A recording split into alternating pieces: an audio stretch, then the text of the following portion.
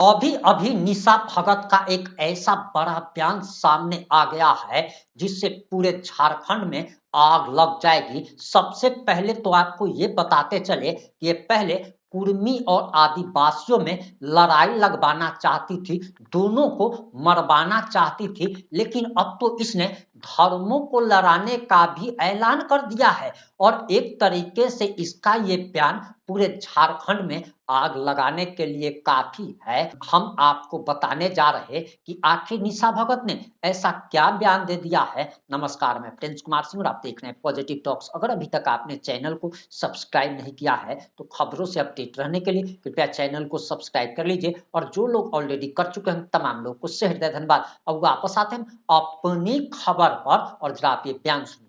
आदिवासी ना हिंदू है, ना मुसलमान है, ना सिख है, ना ईसाई है। हिंदू होते तो ये लोग हमें बड़े बड़े मंदिरों में पुजारी के रूप में क्यों नहीं पदस्थापित होने दिए?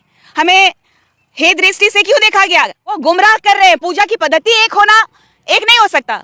हम मानते हैं, हम सम्मान करते हैं आपका, लेकिन आप कहाँ सोए हुए थे जब हमारा कॉलम था, जब हमारे कॉलम को हटा दिया गया? भारत की संस्कृति के रूप में जाने जाते हैं तो सिर्फ आदिवासी ही जाने जाते हैं। मेल खाता है सनातन से, सनातन से मेल खाता है। हम जिस तरीके से वायु की, अग्नि की, जल की, नदियों की, पहाड़ों की, पत्थरों की पूजा करते हैं, वैसे वो भी पूजा करते हैं। अगर वो पूजा करते हैं तो आप बता दीजिए, ईसा और मूसा का पूजा भी तो ईसाई और मुसलमान करते हैं, तो क्या दोनों एक हैं? नहीं है ना। मोहन भागवत जी आए, चाहे आरएसएस का आदमी आए, बीजेपी का आदमी आए, कांग्रेस का आदमी आए, चाहे समाज के जो दलाल प्रवृत्ति के लोग आए, निशा भगत रुकने वाली नहीं है। आदिवासी समुदाय का अस्तित्व बचाने की जिम्मेदारी है, मतलब है। हमें कॉलम चाहिए, हमारा अलग अस्तित्व है, हमारी अलग पहचान है। ना हम लोग आरएसएस के मोहन भागवत जी से डरते हैं, ना हम लोग इस देश का जो सबसे बड़ा धार्मिक दलालों से डरते हैं, ना ही हम लोग किसी भी लोग जो कि हमारे समाज को क्षति पहुंचाना चाहते हैं उससे हम डरते नहीं हैं। अगर आप हमें प्रेम करते हैं, अगर आप हमारे भाई हैं वाकई, जिस तरीके से ईसा और मूसा लगातार एक दूसरे के पैरेलल चलते हैं, तो आप भी बनिए ना।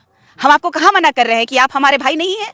मोहन भागवत का ये बयान इस वक्त क्यों दिया गया, क्या लगता है इस बयान के पीछे की क्या वजह है? क्या राजनीति है सब, ये राजनीति एजेंडा है। अगर हमारे इतने ही हितैषी होते तो मोहन भागवत जी, आप मुझे बताइए कि हम आपके साथ एक पंक्ति में बैठ क्यों नहीं सकते हैं? अपने समुदाय को तो बचाऊंगी ना। जब हर लोग अपने समुदाय को बचा रहे हैं तो मैं भी अपने समुदाय के लोगों को बचाने की कोशिश कर रही हूँ कि हमें सरना कोड मिलना चाहिए। 5th शेड्यूल के तहत ग्राम सभा में, जो ग्राम सभा हमारे पौराणिक परंपरा और प्रथा के तहत जो चलती आ रही है, उसमें हमारे सिर्फ रूढ़िवादी परंपरा के लोग, स्वशासन के लोग ही रहने चाहिए। और हम कहते हैं कि हम धर्म की राजनीति करोगे तो हमें सरना धर्म कोड दीजिए या तो हमें आदिवासी कोड दीजिए। चोचलाबाजी, ये जुमलाबाजी देना बंद करे। और ये आरएसएस हो चाहे कोई भी हो, हमें हिंदू, मुसलमान, सिख, ईसाई ना कहे। आदिवासी समुदाय धरातल के नीचे ही है अभी तक।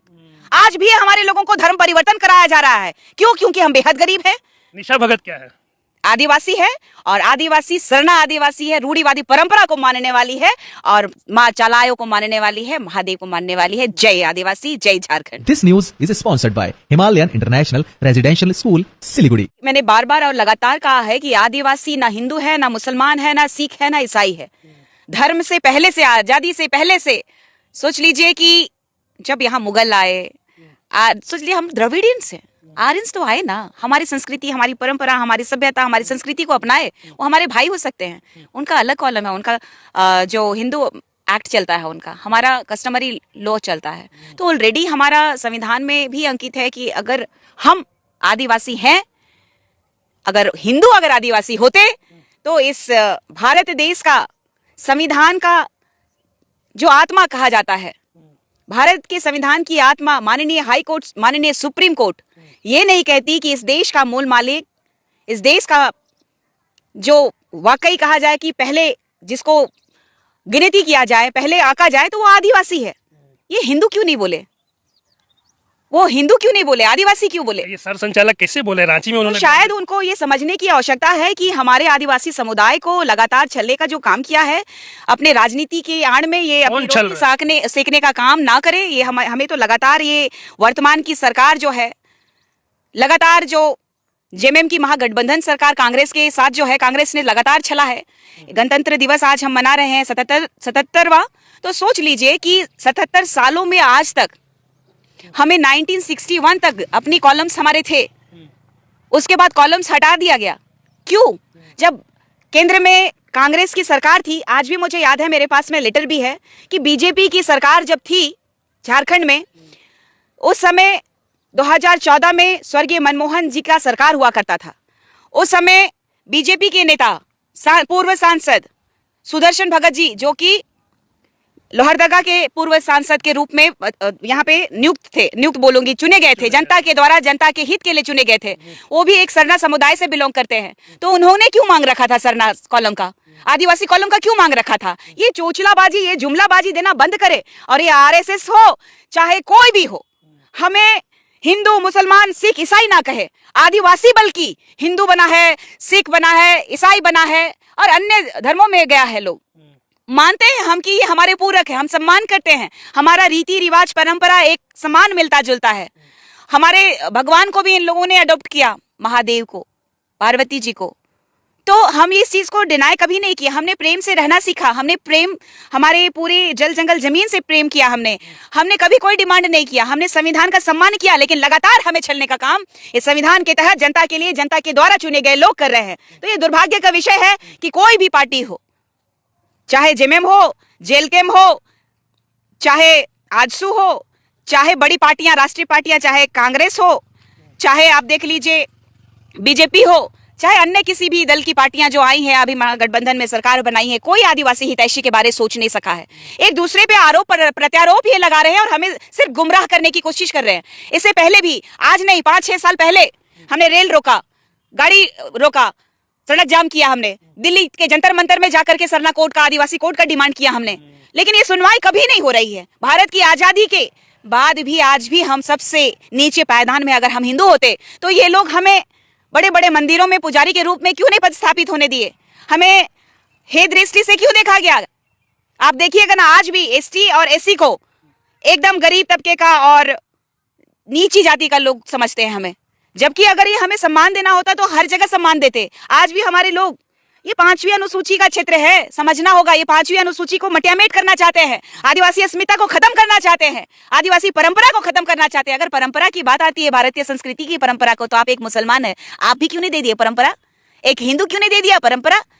एक सिख समुदाय क्यों नहीं दिया वो परंपरा? या तो फिर अन्य समुदाय के लोगों ने क्यों नहीं दिया वो परंपरा? भारत की संस्कृति के रूप में जाने जाते हैं तो सिर्फ आदिवासी ही जाने जाते हैं। मेल खाता है सनातन से, सनातन से मेल खाता है। हम जिस तरीके से वायु की, अग्नि की, जल की, नदियों की, पहाड़ों की, पत्थरों की पूजा करते हैं, वैसे वो भी पूजा करते हैं। अगर वो पूजा करते हैं तो आप बता दीजिए, ईसा और मूसा का पूजा भी तो ईसाई और मुसलमान करते हैं, तो क्या दोनों एक हैं? नहीं है ना। तो इसीलिए हम भी कह रहे हैं कि सरना सनातन एक दूसरे के पूरक हो सकते हैं, एक नहीं हो सकते हैं। लेकिन मोहन भागवत का कहना है कि सरना जो है पूजा की एक गुमराह पद्धति कर रहे हैं, वो गुमराह कर रहे हैं। पूजा की पद्धति एक होना एक नहीं हो सकता।